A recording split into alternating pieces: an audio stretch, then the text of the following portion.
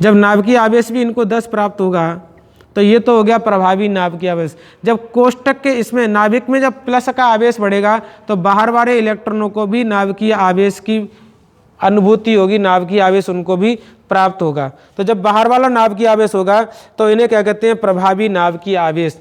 तो बाहर वाले इलेक्ट्रॉनों को, इन इलेक्ट्रॉनों को भी नाभिक के द्वारा बढ़ा, यानी प्रति इलेक्ट्रॉन जो है वो नाभिक में आवेश बढ़ेगा, प्रति इलेक्ट्रॉन नाभिक में आवेश बढ़ेगा तो यहाँ पर भी क्या होगा, एक एक प्रभावी नाभिकीय आवेश का प्रभाव क्षेत्र इन पर बढ़ेगा। इसे कहते हैं ये प्रभावी नाभिकीय आवेश का अनुभूति कर रहे हैं कि हमारे नाभिक के अंदर नाभिक का प्रभाव क्षेत्र बढ़ रहा है, तो हम जो है वो ये क्या करेंगे, ये अंदर की ओर खींचने का प्रयास कर रहे हैं। लेकिन इनमें क्या होता है, इनमें इलेक्ट्रॉन है, सब में जब इनके अंदर इलेक्ट्रॉन है तो इलेक्ट्रॉन इलेक्ट्रॉन के बीच में क्या बढ़ेगा, इलेक्ट्रॉन इलेक्ट्रॉन के बीच में प्रतिकर्षण बढ़ेगा। प्रतिकर्षण बढ़ने से ये भी इलेक्ट्रॉन है, ये भी इलेक्ट्रॉन है, तो इनके बीच भी प्रतिकर्षण बढ़ेगा। क्या बढ़ेगा, इन इलेक्ट्रॉन यानी इस अंदर वाले कोष और बाह्य वाले कोष के भी बीच में क्या होगा, प्रतिकर्षण बढ़ेगा। तो इस प्रतिकर्षण बल को ही क्या कहते हैं, आवरण प्रभाव कहते हैं। क्या कहते हैं, आवरण प्रभाव कहते हैं। क्या कहते हैं इसको, आवरण प्रभाव। क्या है, ये तो नाभिक अंदर की ओर खींच रहा है और ये इलेक्ट्रॉन इलेक्ट्रॉन इसको बाहर की ओर खींच रहे हैं।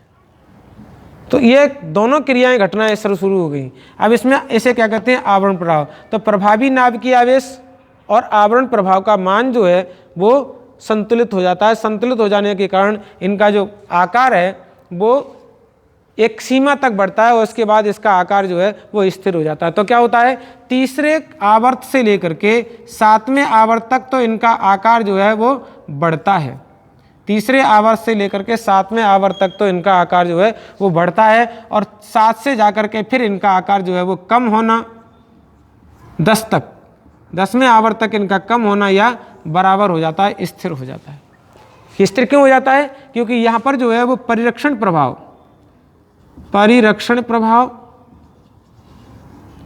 और प्रभावी नाभिकीय आवेश, प्रभावी नाभिकीय आवेश, ये दोनों कैसे हो जाते हैं, बराबर हो जाते हैं। तो उस समय ना तो इनके बीच में प्रतिकर्षण हो पाता है और न ये अंदर की ओर आकर्षित हो पाते हैं। इसलिए इनके आकार जो है वो कैसे हो जाते हैं, स्थिर हो जाते हैं। ठीक है, तो स्थिर हो जाने के कारण क्या होता है कि 3D का आकार, जो 3D के तत्व हैं उनका आकार जो है वो आगे की ओर जाने पर बढ़ता है। 4D का आकार जो है वो 5D के आकार से लगभग बराबर हो जाता है। क्यों, क्योंकि इसमें क्या हो जाता है, 14 तत्व F ब्लॉक के आ जाते हैं जिन्हें लैंथिनम तत्व हो जाते हैं। लैंथिनम तत्वों के कारण इनके आकार में क्या हो जाती है, वृद्धि नहीं हो पाती है, संकुचन शुरू हो जाता है।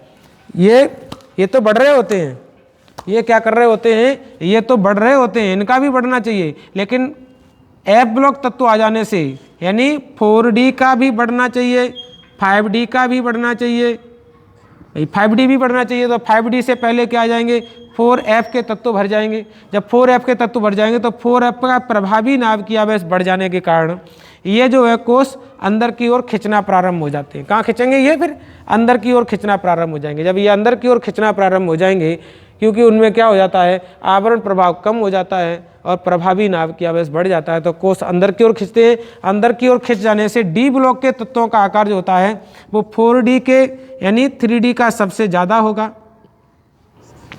4D का भी बड़ा होगा, लेकिन 4D का जो तत्व 3D से 4D बड़े होंगे, 3D से 4D बड़े होंगे और 4D का जो आकार है वो लगभग 5D के कैसे हो जाता है, बराबर हो जाता है। यहाँ जो घटना चलती है उसे कहते हैं लैंथेनॉइड संकुचन, लैंथेनॉइड संकुचन।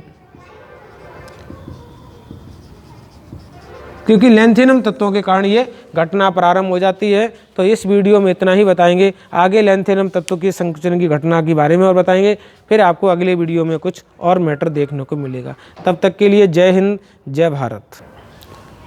तब तक के लिए क्या कर रहे हैं आपसे, जय हिंद जय भारत।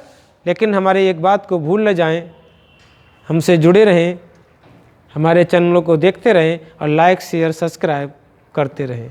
अब बोलेंगे जय हिंद जय भारत।